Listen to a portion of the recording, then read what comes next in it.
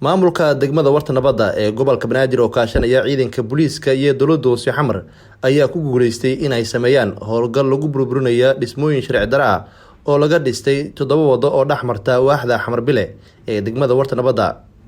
howlgalkaasi ayaa ahaa mid lagu furayay wadooyinka dhaxmara waaxdaasi si loo fududeeyo isku socodka gaadiidka bulshada, isla markaana uu maamulka degmada warta nabadda ku guuleystay in guriyo si sharci darro loo haystay loo kala celiyo dadkii lahaa.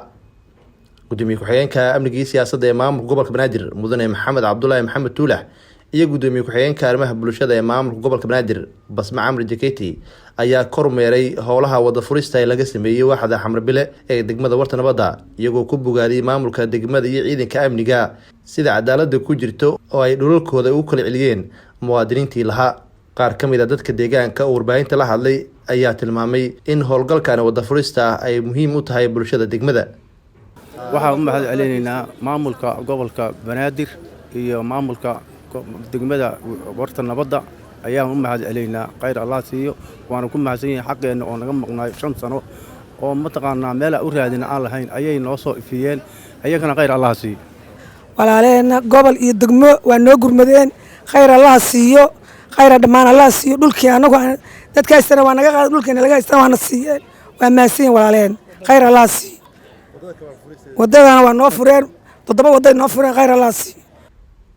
gudoomiyaha degmada warta nabadda ee gobolka Banaadir Seenab Maxamuud Warsame Xabsi ayaa ka warbixisay howlgalkaasi laga fuliyay waaxda xamar bile. waxaan furnay ilaa iyo 7 wado oo hadda hawsheeda noo dhamaatay, midii 8aadna ay inoo socoto.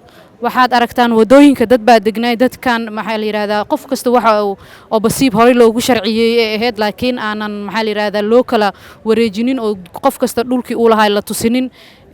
teeda kale maxaa la yiraahdaa ay dadku awood isku adeegsanayeen oo qofna aysan rabin inuu meeshiisa uu ka kaciyo sadbarsi.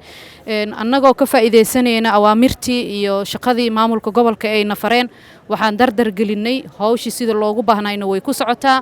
gudoomiye ku-xigeenka amniga iyo siyaasadda oo maxaa la yiraahdaa ka shaqeynayay waqti badan xal sida loogu heli lahaayna maanta wuxuu arkaa in shaqadii xalkeedii Ilaahay uu noo fududeeyay.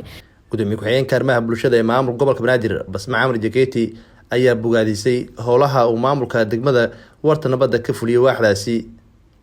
waxaan u mahad celinaa maamulka degmada warta nabadda oo amaamiirta si wanaagsan u fuliyay.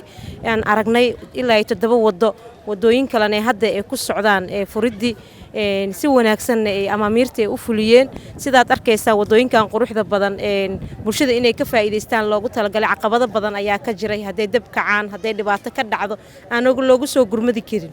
marka hadda waxaad u jeedaan in dib loo furay wadooyinkii. aadaan u soo dhaweynaynaa haddaan nahay maamulka gobolka Banaadir.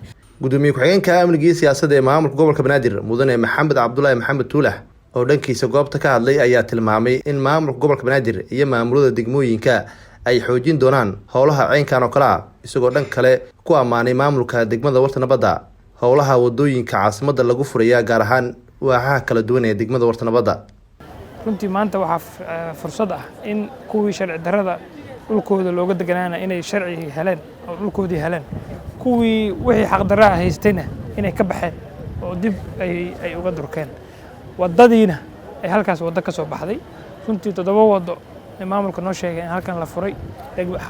waaxdu intaa waa ka weyn tahay, qaybo badanaa dhiman oo xaafadan xamar bile waxay ka mid tahay meelaha aadka runtii loo degan yahay. jidadkeeda iyo goobo badan oo muhiim u ah xaafadan iyo bilicda xaafadan oo ayaduna waxaa jira dadku ay degan yihiin. si taas loo gaaro marka shacabka waxaa laga rabaa iyadoo la fulinayo amarkii duqa magaalada, iyadoo la fiirinayo bilicda xaafadda, iyadoo la fiirinayo nadaafadda iyo caafimaadka deegaanka. intaba waxaa laga rabaa qof walba oo si qaldan u degan wado, ama qof walba oo meel aan munaasab ku ahayn deegaan degan, qaar degan boosaneero iyo meelo ma aragtaan caafimaadka dul degan oo aan u wanaagsaneyn. qof kastoo marka meel sharci darro degan waxaan ugu baaqaynaa inuu ka baxo kana guuro inta aan jabintu aysan soo gaarin. maamulka warta nabadda oo runtii waqti badan geliyay xaafadan maanta aan joogno in dadka degan ay cadaalad helaan waa u mahad celinaynaa sida ay waqtiga u geliyeen, khaasatan gudoomiye Zainab Nuur Saciid Haliil, warbaahinta qaranka Soomaaliyeed, magaalada Muqdisho.